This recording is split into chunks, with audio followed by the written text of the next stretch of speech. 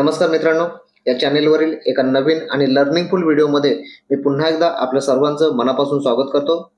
त्याचबरोबर मित्रांनो, जर कोणाला नवीन डीमॅट अकाउंट किंवा म्युच्युअल फंड अकाउंट फ्रीमध्ये ओपन करायचं असेल तर त्याची लिंक, अकाउंट ओपनिंग लिंक डिस्क्रिप्शनमध्ये दिलेली आहे. तिथे जाऊन आपण अकाउंट ओपन करू शकता. चला तर मग या व्हिडिओला आता आपण सुरुवात करूया. मित्रांनो, इंडियन मार्केट सोबतच ग्लोबल मार्केट सुद्धा आता आपल्याला ऑल टाइम हायवर पाहायला मिळतोय. म्हणजे याचा अर्थच मार्केटमध्ये पूर्णतः पॉझिटिव्ह मोमेंट पाहायला मिळतोय आणि त्याचबरोबर काही शेअर्समध्ये सुद्धा आपल्याला रिसेंट टाइममध्ये ऑल टाइम हाय पाहायला मिळालेला आहे. आणि आपल्याला सर्वांनाच माहिती आहे, सध्या दोन कंपन्यांमध्ये खूप तुफान परफॉर्मन्स चालू असलेला आपल्याला पाहायला मिळतोय, ज्याच्यामध्ये IRFC आणि IRDA. म्हणजे या दोन कंपन्यांमध्ये अक्षरशः तुफान रिटर्न बनलेले आहेत आणि म्हणूनच या कंपन्या रिटेल इन्व्हेस्टरमध्ये फेमस झालेल्या आहेत. फेमस यासाठी कारण रिटेल इन्व्हेस्टर्सला अशा ज्या सतत पडणाऱ्या जे काही शेअर्स असतात ना, याच्यामध्ये खूपच इंटरेस्ट पाहायला मिळतो आणि अशा धावत्या पळत्या ट्रेनला पकडण्याचा बरेच जण प्रयत्न करतात आणि त्या प्रयत्नामध्ये बऱ्याच वेळेला ऍक्सिडेंट सुद्धा झालेलं पाहायला मिळतं. आता ह्या चुका का होतात? तर ह्या चुका सर्वांकडूनच होतात. माझ्याकडूनही झालेल्या आहेत, आपल्याकडूनही झाल्या असतील. सुरुवातीच्या फेजमध्ये सर्वांकडून ह्या चुका होतात, कारण आपण पळत्या ट्रेनला पकडण्याचा प्रयत्न करत असतो. आता ह्या चुका का होतात? त्याचं कारण आहे, एकच कारण ते आपल्याला पाहायला मिळतं, ते म्हणजे फोमो. फोमो म्हणजे काय? तर जो आता शेअर्स 80चा आहे तो 90 झाला, 90चा आहे तो 100 झाला, 100चा उद्या 150 होईल, 200 होईल. मग आपल्या हातून ही अपॉर्च्युनिटी जाईल. आपण त्या शेअर्सला पकडू शकणार नाही, आपण त्या शेअर्सला बाय करू शकणार नाही. आपली अपॉर्च्युनिटी मिस होईल आणि या भीतीने त्या शेअर्समध्ये कोणत्याही लेवलला खरेदी करणं, यालाच म्हणतात फोमो. आणि हा सगळ्यात मोठा प्रॉब्लेम रिटेल इन्व्हेस्टरचा बनून राहिलेला आहे. कंपनीचा बिझनेस व्यवस्थित आहे, त्या बिझनेसचा अभ्यास करून शेअर खरेदी केला. उद्या 120ला गेलेला शेअर्स जरी 100ला आला, जरी 80ला आला, तरी तो त्या पडत्या काळामध्ये सुद्धा शेअर्सच्या बाजूने उभा राहतो. त्या कंपनीच्या बाजूने जो उभा राहतो, त्याला ती कंपनी नंतर ज्या वेळेस कमबॅक कंपनी करते, त्यावेळेस त्याला रिटर्न चांगल्या प्रकारचं कमवून देते आणि तो खरा हकदार असतो त्या रिटर्न्सचा. कारण बरेच जण असे पाहायला मिळतात की ज्यांनी टॉप लेवलला खरेदी तर केलाय, फोमोच्या नादी लागून खरेदी तर केलाय, परंतु ज्या वेळेस तो शेअर खाली येतो, त्यावेळेस मात्र त्यांना अशा वेळेस त्या शेअर्समध्ये टिकून राहणं खूप अवघड बनून जातं. खूप त्रास होतो त्यांना. त्याचं कारणच आहे की ते अशा शेअर्समध्ये लॉस सहन करू शकत नाही, कारण त्यांनी पळत्या ट्रेनला पकडलेला आहे, पळत्या शेअरला पकडलेला आहे. त्यांना असं वाटलं होतं 110चा 120, 120चा उद्या 200, 300 व्हायला पाहिजे. मी ज्या लेवलला खरेदी केलेला आहे त्या लेवलवरून तो शेअर खाली येता कामा नये, या विचाराने त्या शेअर्समध्ये एंट्री केलेली असते. म्हणूनच त्याला तिथे डोकेदुखी होते. म्हणून ह्या दोन शेअर्समध्ये म्हणजे IRFC आणि IRFC आणि IRDA या दोन शेअर्समध्ये जे काय पॉझिटिव्ह पॉइंट्स आहेत आणि निगेटिव्ह पॉइंट्स आहेत, जे पण असतील ते आपण या व्हिडिओमधून पाहून घेण्याचा प्रयत्न करू. यात सुरुवातीला आपण IRFCचा विचार करू. गुरुवारच्या ट्रेडिंग सेशनमध्ये यामध्ये 11% ची तेजी आपल्याला पाहायला मिळाली. ऑलमोस्ट एक वेळ अशी वेळ आली होती की 15% पर्यंत या शेअर्समध्ये जंप पाहायला मिळाली आणि क्लोजिंग जी झालेली आहे ती 11% ने झालेली आहे. या शेअर्सचा आपण ऑल टाइम चार्ट बघितला तर एकदम टॉप लेवलला आपल्याला हा शेअर्स आता पाहायला मिळतोय. सुरुवातीला कुठल्याही प्रकारची मोमेंट आपल्याला ह्या शेअर्समध्ये दिसत नव्हती.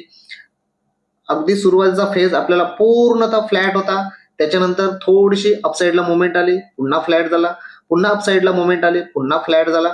म्हणजे ज्या वेळेस या टॉपला एखाद्याची एंट्री होते आणि अशा वेळेला जेव्हा शेअर्स त्या लेवलवरून खाली येतो, बऱ्याच जणांना असंच वाटतं की आपण आता या शेअर्समध्ये ट्रॅप झालेलो असतो. हे का भीती वाटते? त्याचं कारणच आपण आता पाहिलं की फोमोचा जो काही शिकार होतो ना, की माझी अपॉर्च्युनिटी मिस होईल म्हणून मी खरेदी केलेला आहे, अशा वेळेलाच असे शेअर होल्डर इथे स्वतःला ट्रॅप झाल्याचं समजतात. परंतु मित्रांनो, कोणतीही न्यूज, कोणताही बिझनेस न पाहिल्यामुळेच हीच परिस्थिती त्यांच्यावर उद्भवलेली असते. आता ही जी काय तेजी आलेली आहे, ही का आली? या शेअर्समध्ये जी काय तेजी येण्याचं कारण आहे, ते कारण काय तर आपण ते पाहून घेऊ. तर या शेअर्समध्ये तेजी येण्याचं कारण आपण इथे पाहू शकता. PFC आणि IRFC bonds get huge investor response. जे काही IRFCने आपले बॉन्ड्स या मार्केटमध्ये उतरवलेले आहेत, या बॉन्ड्सना जो काही रिस्पॉन्स मिळाला ना, हा खतरनाक रिस्पॉन्स मिळाला.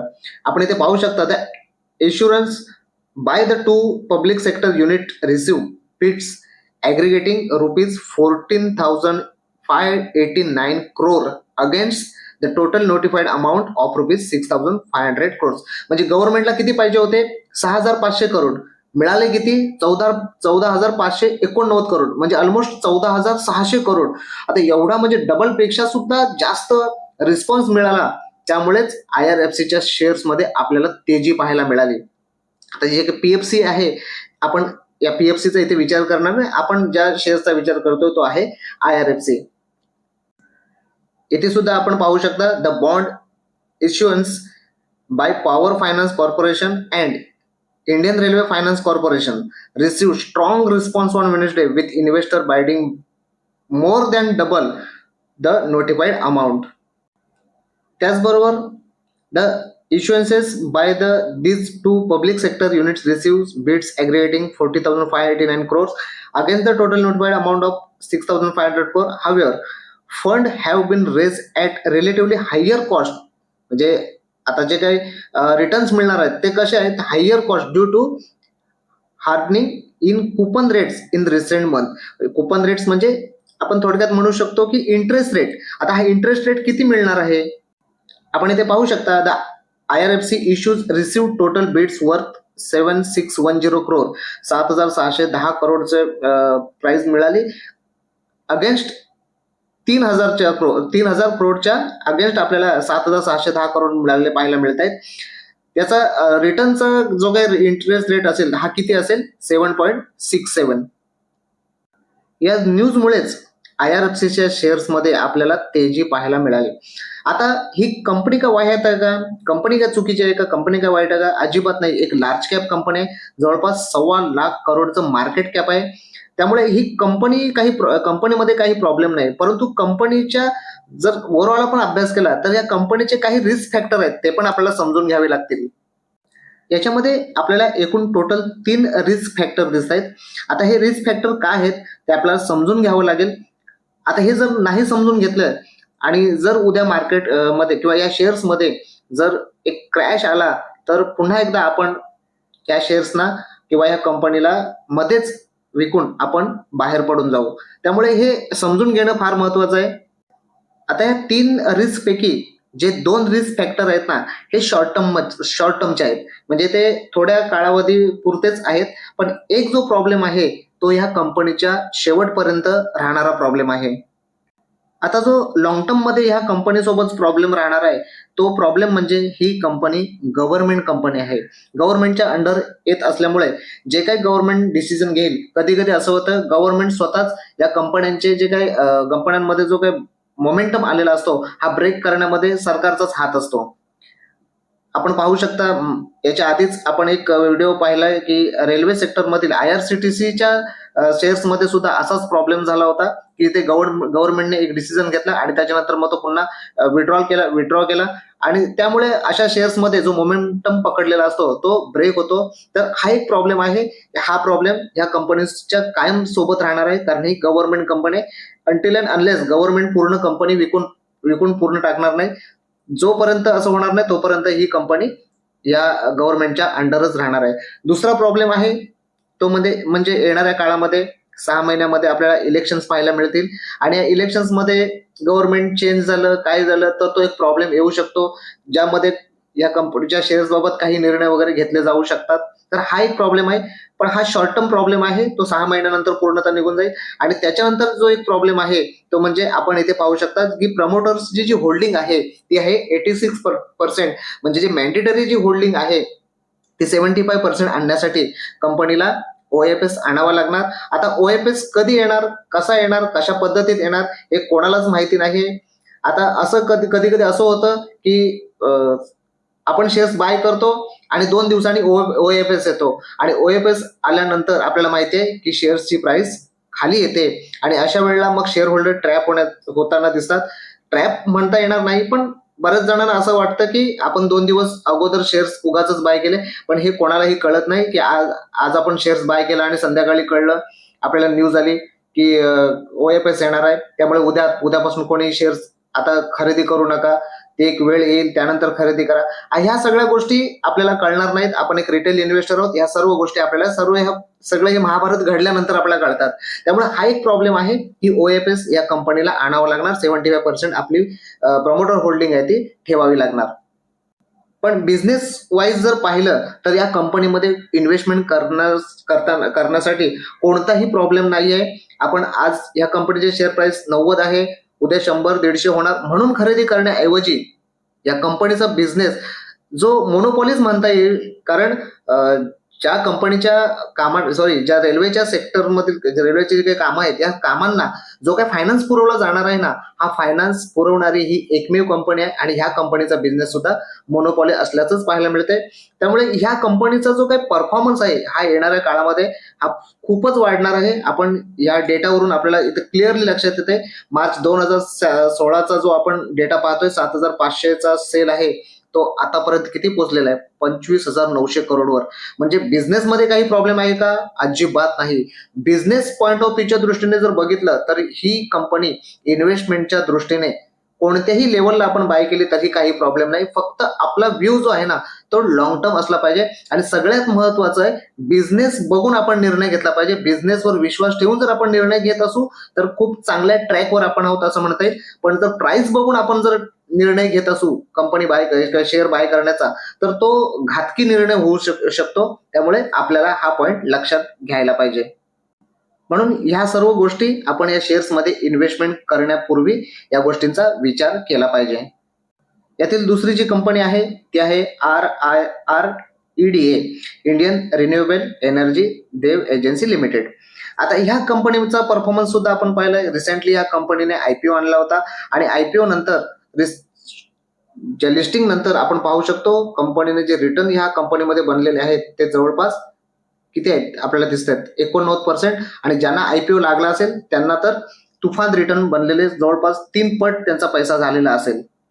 आता इथे सुद्धा IRDAच्या शेअर्समध्ये सुद्धा हाच प्रॉब्लेम होऊ शकतो की इथे आता धावत्या ट्रेनला पकडण्याचा बरेच जण प्रयत्न करतात, पण काही कारणास्तव जर या शेअर्समध्ये सुद्धा जर क्रॅश आला तर इथे सुद्धा बरेच जण ट्रॅप होण्याची शक्यता जास्त आहे. त्याचं कारण आहे की फोमोचा शिकार बनलेले आहेत. आणि मग अशा वेळेस जेव्हा तो स्टॉक जेव्हा पळत असतो आणि त्यावेळेला पळत्या स्टॉकला जेव्हा पकडण्याचा प्रयत्न केला जातो त्यावेळेला हा नेहमीच प्रॉब्लेम रिटेल इन्व्हेस्टरला सतावत असतो. आता ही कंपनी सुद्धा काही वाह्यात कंपनी नाहीये. 32,000चं मार्केट कॅप आहे. गव्हर्नमेंट कंपनी आहे. इथे सुद्धा हाच प्रॉब्लेम होऊ शकतो की गव्हर्नमेंट कोणतेही डिसिजन घेऊ शकतो, परंतु या कंपनीमध्ये इन्व्हेस्टमेंट करण्याचा आपला निर्णय बिझनेस लेवलला असेल तर काही प्रॉब्लेम नाही. त्याचं कारण आहे या कंपनीचा बिझनेस. आपण पाहू शकता जो काही बिझनेस आहे हा रिन्युएबल एनर्जी आहे आणि या सेक्टरला गव्हर्नमेंट सुद्धा खूप प्रमोट करण्याचा प्रयत्न करते आणि येणाऱ्या काळामध्ये हे सेक्टर सुद्धा खूप बूम झालेलं आपल्याला पाहायला मिळेल. त्यामुळे बिझनेस पाहून आपण जर या शेअर्समध्ये एंट्री करत असू तर ऑलवेज वेलकम असेल. कारण का तर बिझनेस पाहूनच आपण निर्णय शेअर होल्डिंग किंवा एखाद्या शेअर्समध्ये बाईंग करण्याचा घेतला पाहिजे, रॅदर दॅन त्या शेअरची प्राइस जी वाढत जाते त्याच्याकडे पाहून.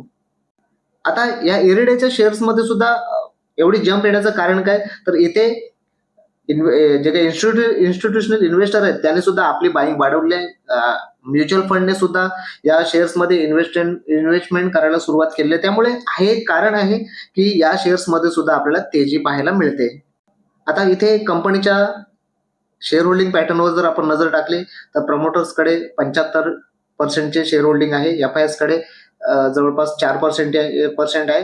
DIS कडे 7.25% आणि उर्वरित पब्लिककडे जे आहे ते 12.5 पावणे 13% ची होल्डिंग आहे. आता इथे प्रमोटर्सना कोणतेही मॅन्डेटरी नसणार की OFS आणायचं, कारण 75% ची होल्डिंग आहे. पण कधी कधी गव्हर्नमेंट जर वाटलं तर त्यांना ते OFS आणू शकतात, परंतु मॅन्डेटरी आता इथे राहिलेलं नाही, कारण ऑलरेडी 75% ची शेअर होल्डिंग प्रमोटर्सकडे असल्याचं दिसून येते. तर मित्रांनो, या शेअर्समध्ये जाण्यापूर्वी किंवा या शेअर्समध्ये बाईंग करण्यापूर्वी आपण जे काही या शेअर्स मधील जे काही रिस्की पॉइंट आहेत हे डिस्कस केलेले आहेत. तर त्यांचा विचार करता बाकी सर्व गोष्टी ज्या काही पॉझिटिव्ह आहेत त्यांचा विचार करता आपण या शेअर्स मध्ये नक्कीच एंट्री करू शकता. परंतु जो काही प्रॉब्लेम आहे, जो काही गव्हर्नमेंट कंपन्यांचा जो काही प्रॉब्लेम आहे की गव्हर्नमेंट कोणतेही डिसिजन घेऊ शकतं, तो तेवढा आपल्याला कन्सिडर करावा लागेल आणि त्याच्या पुढे जाऊन या शेअर्समध्ये आपण इन्व्हेस्टमेंट करू शकता. खूप चांगल्या कंपन्या आहेत, कोणताही प्रॉब्लेम नाही इन्व्हेस्टमेंट करण्यामध्ये. लॉंग टर्म मध्ये आपला पैसा बनणार आहे. तर मित्रांनो, ह्या गोष्टी लक्षात घेता हा हा व्हिडिओ आपल्याला कसा वाटला ते कमेंट करून सांगा आणि या व्हिडिओला जास्तीत जास्त लाईक करा. त्याचबरोबर या व्हिडिओला जास्तीत जास्त शेअर सुद्धा करा. तर भेटूया आपण आपल्या पुढच्या व्हिडिओमध्ये. तोपर्यंत बाय बाय.